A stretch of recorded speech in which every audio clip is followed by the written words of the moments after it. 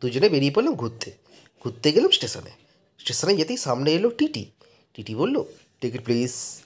আমি টিকিট কাটতে চলে গেলাম ওপরে, তাড়াতাড়ি গিয়ে অফিসে গিয়ে বুকিং টিকিটটা কেটে নিলাম। কাটার পর দেখলাম এটা হাওড়া স্টেশন।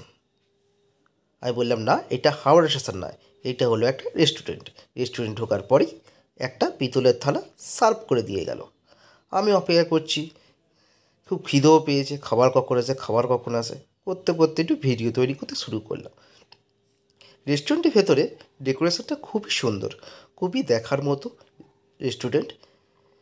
তারপরে একটা আওয়াজ শোনা গেল হঠাৎ করে। আমি তো বুঝতে পারলাম না আমি কোথায় বসে আছি। তারপরে দেখলাম ট্রেনে করে চলে আসছে আমাদের খাবার।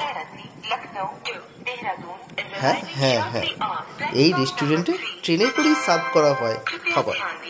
আপনারা চাইলে এখানে ভিজিট করতে পারবেন, এর লিঙ্ক কমেন্ট বক্সে দেওয়া থাকবে।